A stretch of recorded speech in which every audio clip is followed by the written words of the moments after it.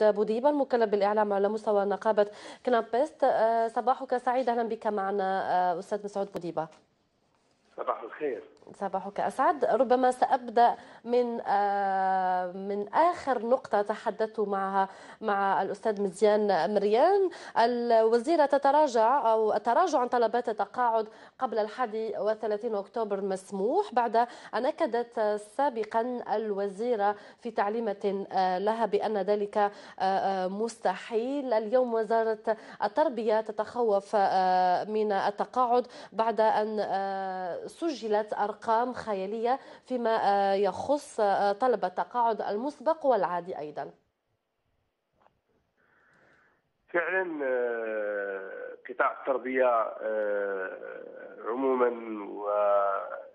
وأسلاك الأساتذة بالخصوص الأرقام مخيفة. ونحن نعلم بأن الفئة التي قدمت ملفاتها هي الفئة اللي عندها خبرة وأقدمية أكثر من 25 سنة، والمدرسة اليوم بحاجة ماسة إلى وجود هؤلاء في القسم. وكما تعلمون بأن هذه السنة فقط حوالي 60,000 أو أكثر، وما زال هناك شغور كبير توظفوا جدد، والجدد بحاجة إلى في غياب التكوين، في غياب المدارس العليا، في غياب المعاهد التكنولوجية. معناه أن المدرسة مهددة. من هدد المدرسة ومن جعل المدرسة في هذا المأزق هو قرار مفاجئ دليل على عدم يعني دراسة دقيقة له. يتخذ في شهر جوان ويقول بأنه 31 ديسمبر هو آخر أجل لوضع الميزان. إذا نحن قلنا في حينها بأن هذا القرار يجب أن يتراجع عنه، ويجب أن يفتح نقاش معمق حول الموضوع، ويجب أن يعطى لنا الفرصة هذه المرة لإعطاء آرائنا وإعطاء حلول سيد عملية مسعود دقيقة بوديبة، بحديثك عن الفرص، الوزيرة ذكرت أمس، قالت أنه أبواب الحوار تبقى مفتوحة. ألا تعتقد أنها تعتبر فرصة أو كنداء، خاصة أنها عقدت الندوة الوطنية عشية الإضراب يعني يوم أمس، وحتى يعني أنه كان اجتماع من قبل أن تجددوا الإضراب؟ عقدنا جلسات حوار عديدة فعلا، لكن جلسات حوار لا تفضي إلى شيء. هي جلسات حوار وجلسات إعلامية وجلسات سماع. اتضح بأن كل طرف يريد أن يروج بأن القرار هو قرار سليم، ونحن كنقابات نبين بالحجة بأن هذا القرار غير سليم، والآن يعترفون بأن القرار غير سليم من خلال تخوفهم من الخروج يعني بهذا العدد الهائل إلى التقاعد النسبي. إذا نقول نحن بما أن القرار اتخذ، ما بقاش وقت الحوار الآن، نتراجع عن القرار ونحن على استعداد تام للحوار. ونظن بأننا نحن أولى بالحفاظ على التضامن الوطني، وأولى بالحفاظ على الدولة المجتمعية، وأولى بالحفاظ على صندوق التقاعد، لأن صندوق التقاعد نحن أو العمال هم الذين يشتركون في هذا الصندوق. إذا نحن قلنا الآن هي مرحلة تفاوض، هي مرحلة اتخاذ قرارات لحماية الصندوق بداية من التراجع عن القرار. هناك دلائل عديدة تبين بأن إذا كان هناك إفلاس في الصندوق فالسبب هو سوء التسيير، السبب هو قرارات اتخذت كانت السبب في ذلك، وأن الصندوق ساهم بفعل التضامن الوطني في خدمات أخرى غير الضمان الاجتماعي وغير صندوق التقاعد. طيب السيد مسعود بوديبة، أنتم قلت أنه أنتم في مرحلة تفاوض. أنتم من جهتكم نحن نطالب بالتفاوض، تطالبون بالتفاوض، لكن ألا تعتقد أنكم متمسكون بالإضراب؟ الوزارة أيضا متمسكة بقراراتها، حتى أن وزيرة التربية قالت أو اتخذت قرار بخصم أجور الأساتذة الذين سيقومون بالإضراب أو بالإضراب المتجدد اليوم، حتى أنها وجدت بديلا للأساتذة. يوم أمس قالت أنه سنعوض الأساتذة بمجهدين بمؤرخين حتى يغطون نقص الأساتذة. يعني لو كان هناك نية للتفاوض أو هذا لن تكون قرارات كهذه. بداية هم يعلمون بأن هذا النوع من التهديد وهذا النوع من الترويع وكأنها تقول يعني نحن لسنا في حاجة إلى الأساتذة. نعم بطبيعة الحال عندما نقول بأننا سنخصم أيام الإضراب هم يعترفون أولا بأن الموظف في قطاع التربية الوطنية أجوره زهيدة، وبالتالي عندما نهدد به بالخصم معناها نهدده بالجوع، هذه إهانة أولا. يجب أن لا تصدر من مسؤولي كقطاع التربية الوطنية. إن تريدون الخصم فالخصم كاين آليات وكاين تعليمات، لا داعي للترويج لمثل هذه الامور. لكن الوزيره اكدت سيد مسعود بوديبه، قالت انها ستعوضكم ستعوض في المستقبل الاساتذه المضربين. قالت انه ستعوض عندما تختم الاجور، ستعوض الاساتذه مستقبلا. هم الشهور اللي راه موجود وما قدروش يعوضوه. يعني الجزائريين ما نقدروش نضحكوا على الجزائريين وما نقدروش نستغفل الجزائريين ونستصغر عقولهم.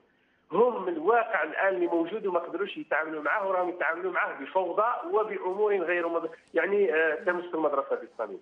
اذا انا نقول عندما اقول باللي نستغل يومي اضراب في التواصل مع المجاهدين، نظن هذه مره اخرى هو يعني ما كنتش اتمنى بانه يصرح بمثل هذا. من جهه نقولوا بان الاضراب غير موجود، ومن جهه نقولوا باننا راح نجيبوا المجاهدين للتلاميذ ما دام الاساتذه. وحتى مؤرخون ايضا. الحل المستعجل الان هو هذا رساله موجهه الى السياسيين والى السلطات العليا والى رئيس الجمهوريه. يجب ان نتخذ قرارات تحمي مؤسسات الدوله يعني المؤسسه العموميه وتحمي مستقبل المدرسه الجزائريه، ونفكر بنظره استشرافيه للامور وليس بنظره آنية. هكذا قرارات تسبب فوضى وتسبب الاستقرار، وبالتالي نهيئ لمستقبل غير مستقر. طيب سيد مسعود بوديبه، برمجتم لقاءات مع نواب المجلس الشعبي الوطني لإقناعهم بعدم تبني قانون التقاعد؟ ممثلي الشعب بما أن الملف الآن موجود على مستواهم، نحن طالبنا بتحمل مسؤولياتهم. هل كان هناك تجاوب؟ هل كان هناك تجاوب؟ نحن وجهنا الآن عن طريق القنوات الإعلامية وعن طريق البرلمانيين اللي تلاقينا بهم بأننا نريد أن نلتقي مع كل الكتل البرلمانية لتوضيح رؤيتنا ولتوضيح ماذا نريد من هذا الملف. هناك كتلتين الآن طلبوا منا باش نتلاقاو بهم، كتلة يعني التكتل تاع الأحزاب الخضراء، وكاين حزب العمال التقينا بهم البارحة. نتمنى اننا نلتقي مع الكتل الاخرى قبل مناقشه المشروع على مستوى قبه البرلمان، وحتى يعني يتحملوا مسؤولياتهم برفض والتصدي لهذا المشروع، لان المسؤوليه مسؤوليه تاريخيه، واي قرار يصدر هكذا بدون دراسه وبتسرع نظن بان نتائجه ستكون وخيمه على المستوى القريب وعلى المستوى المتوسط والبعيد. هذا لا يصلح لنا من مثل هكذا قرار. طيب في حين إذا لم تتجاوب الوزارة مع إضرابكم خلال هذا اليومين، اليوم وغد، قلتم أنه سيكون هناك تصعيد. كيف سيكون هذا التصعيد يعني مستقبلا؟ التصعيد هو ما وجه لنا من العمال. العمال هم من يطالبون بالتصعيد. الآن نحن في اللقاء المقبل مع النقابات سوف نحدد طبيعة التصعيد، ونظن بأن العمال متمسكين بمطالبهم الثلاث: ملف التقاعد والمتمسك بالتراجع ومشروع قانون العمل. هذا المشروع لا زلنا بعد لم نتكلم عنه، لأن الخطورة هنا مشروع قانون العمل الذي يعد في دوائر ضيقه وفيه تراجعات. الان المشاريع يعني مشروع تسرب فيه تراجعات كبيره على مكاسب يعني تفتخر بها الجزائر فيما يخص قانون العمل، وبالتالي نحن من الان نحذر من هذه الامور التي تعد في دوائر ضيقه بدون اشراك العمال، بدون اشراك ممثليهم الحقيقيين، وبدون اشراك النقابات المستقله. اذا نحن كذلك القدره الشرائيه، كل الجميع يعرف بان ارتفاع الاسعار مس في الصميم باجور العمال، والقدره الشرائيه في تدهور كبير، وبالتالي نحن حمايه او حفاظا على تماسك المجتمع وتهيئه الاستقرار. نحن نستشرف الامور ونريد ان نناقش هذه الملفات بعمق باشراك الجميع حتى نتفادى انحرافات وممكن مساس باستقرار الدوله كدوله جزائريه. طيب، لما طلبتم بالسحب الفوري لهذا المشروع، طلبتم ايضا الدخول في حوار جدي وعملي، طلبتم ايضا بايجاد حلول وبدائل حقيقيه لهذا المشروع، هل لديكم اقتراحات في هذا الخصوص؟ بطبيعه الحال لدينا اقتراحات. طيب، لو نتعرف عليها من فضلك. الاقتراحات قلنا نقدمها على طاولة التفاوض. عندما نلتقي لدينا دراسات ولدينا رؤى واقتراحات سنقدمها على طاولة التفاوض، وهي اقتراحات عملية، آليات بديلة تسمح لنا بتسيير الوضعية بكيفية مدروسة متفادين بذلك أي اضطراب وأي احتمال. الآن نحن الميدان يبين خطورة القرار على صندوق التقاعد، ونتائجه بدأت تظهر للعيان والكل يتخوف.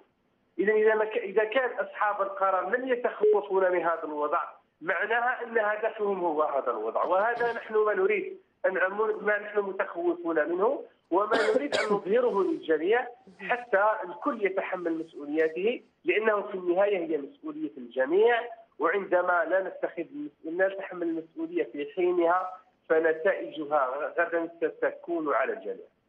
إذا أنتم اليوم في إضراب، أكيد ستكون لنا تغطية خاصة ومباشرة بعد قليل. شكرا جزيلا لك سيد مسعود بوديبة، المكلف بالإعلام على مستوى نقابة كنابست، كنت معنا مباشرة.